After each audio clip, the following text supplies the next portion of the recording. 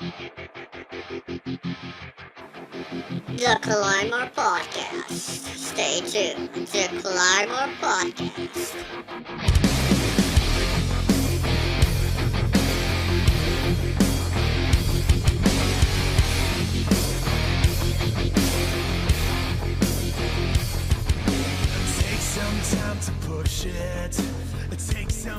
Hello, welcome back everyone to another episode on the Clymire Podcast. On today's episode, we're going to be talking about jobs. We're going to be talking about specifically jobs here in Honduras, since I really don't know how the process is for job applications in other countries. So we're going to be talking mainly about the situation that is happening in Honduras, like this year 2017, how things are how things pretty much work around here when it comes to going and looking for a job, trying to apply for a job, and seeing if you actually meet the requirements to apply for that specific job that you might be looking for. Basically, today it pretty much only depends on a beneficial factor, which is the contacts. If you have contacts, if you have somebody inside, a friend, a family, somebody who is pretty much putting the reference in for you, you already have 60% of the process completed. The other 40% is basically you walking into the office and going in for an interview. So that's pretty much how it comes to nowadays here in Honduras. But there are other exceptions, other types of jobs that aren't that really strict on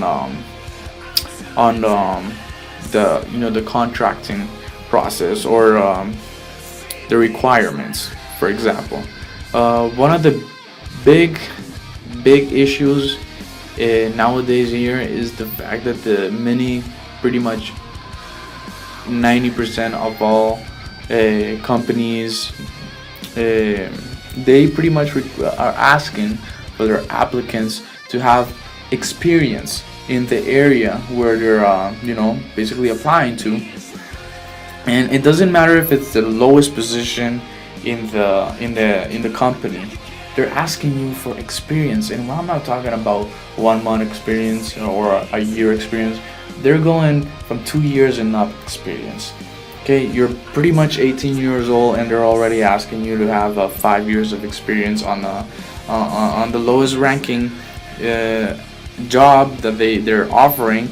And what? So you were supposed to start working since you were 13? I mean, come on, that makes no sense whatsoever. To actually have experience in a certain position, I think you need a position where you're supposed to enter without having any experience.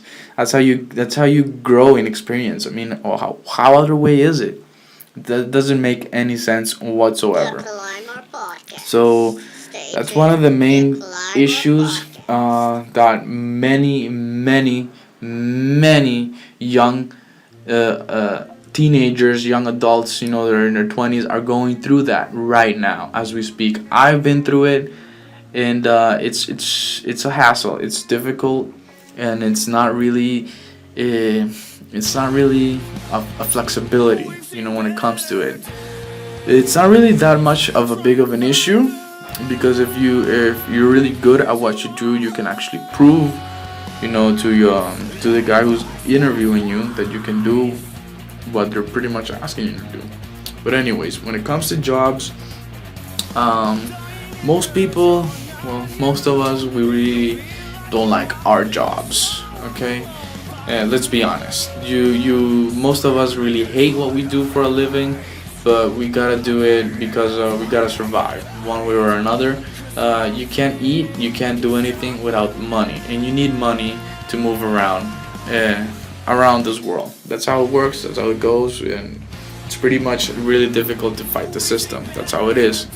So many of us go in and get jobs, and we pretty much get jobs that we don't like, jobs that we hate, jobs that we wake up every morning and we're like, oh my god, I gotta go to work today.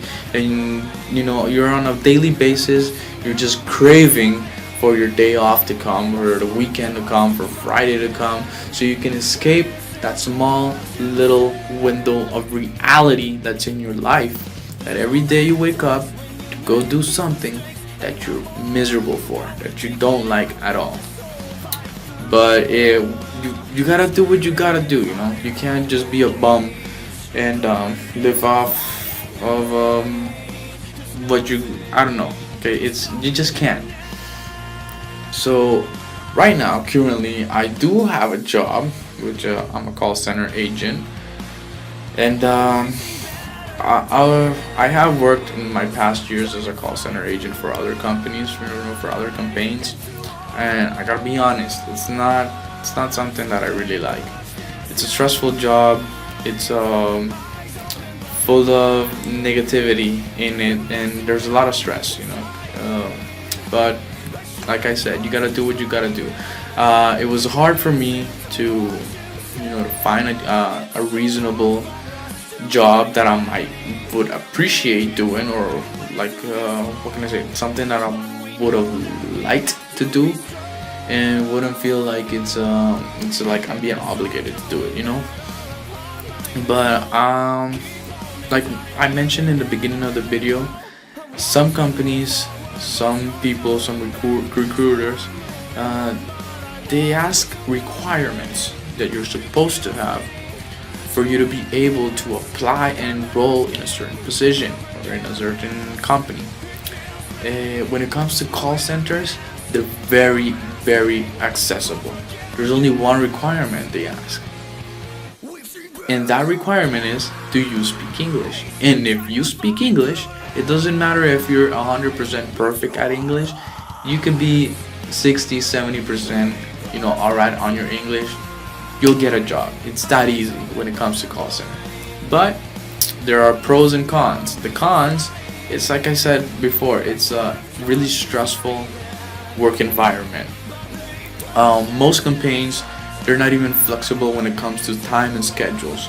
They want someone to be there, like a slave in the phone.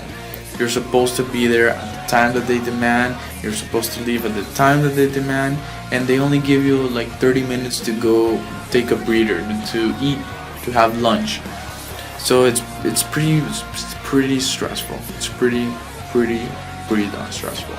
And there's a type of person that you're always gonna find in call center areas, and that's the people who smoke a lot of smokers. Okay, and aside from smokers, you will also find people who do drugs, do other types of drugs and stuff like that. So it's a very complicated work environment. But like I said before, if you know how to speak English, you will get a job, and it can help you. It can help you stand. It can help you stand on your own when it comes to it. In the meantime, but yeah, like if you're doing right now, a job that you don't like, and you're doing it because of necessity, because of the necessity that you have, try not to look at it in a negative way. Okay, look at it as a sustainability for you right now.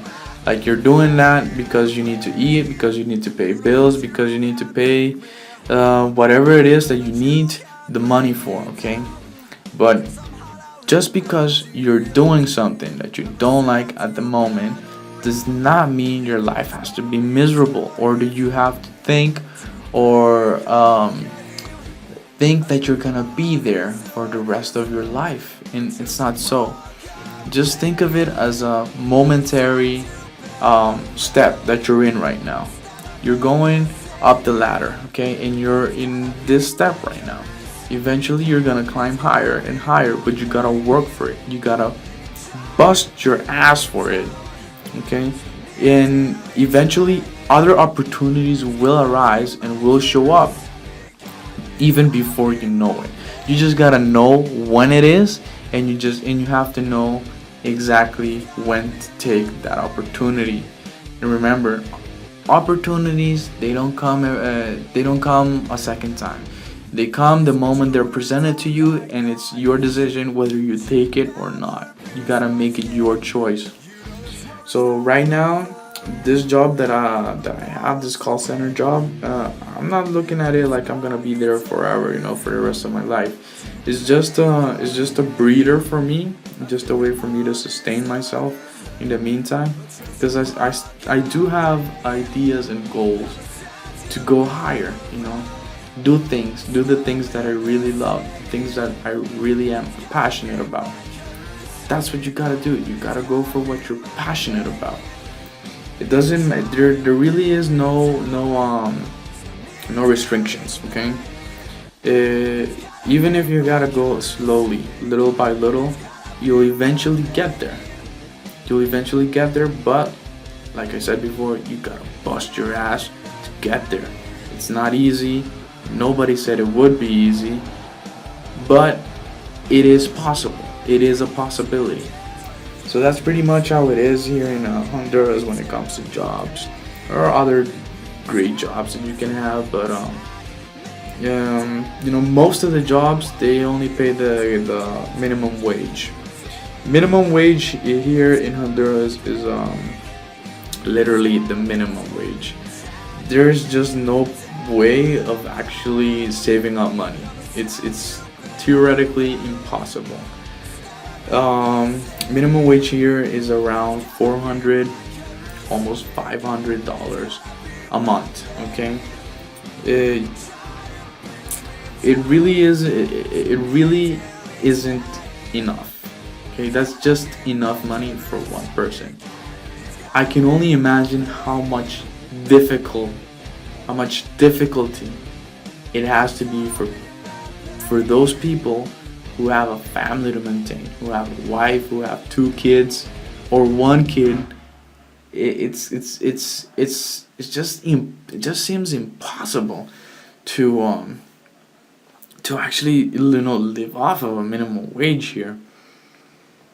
The Clymire But Podcast. I really don't know how they do it. The Clymire Podcast.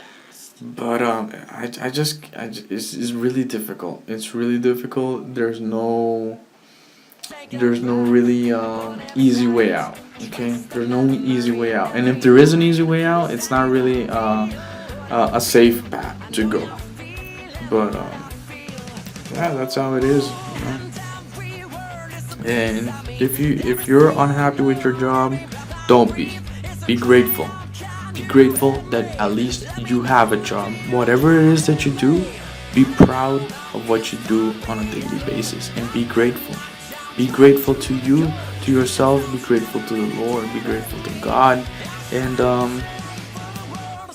remember that without that job, you would be in a much difficult position, in a much critical situation. And it's not easy, quitting your job and trying to go look for another one. That's not a solution. That's not a way out. And if you really do want to quit your job, just make sure you already have another job that's secure, that you're gonna, that you're already in for it. Don't just quit your job and think that, I'm gonna go look for another job tomorrow. It's not gonna happen. Okay, you might be 6 months, you might be a year waiting for an opportunity to arise. There's millions of people out there, and thousands who are already in line waiting for an opportunity. And by opportunity is when somebody gets fired, or somebody quits their job, or somebody, for one or another reason end up leaving a spot open. And that is the opportunity that other people are seeking. And trust me when I say this, somebody will take the opportunity if you don't do it first. So that would be all for today's podcast. Leave a like and share and comment down below if you think these podcasts are too short, or you think that we should do longer episodes. I would really like to hear some feedback from my viewers, from my listeners. And please like and share and support the channel. It would really mean a lot to me, and it will really help the channel grow more and more. This way I can talk about more topics and bring out new ideas and implement other things into the channel. And just as another reminder, on the upcoming episodes we're going to be having some hosts that are gonna be telling us in some of their experiences with some of other situations, that go on a daily basis on our daily lives. And I guess I'll see you guys soon. Take care now. Bye bye.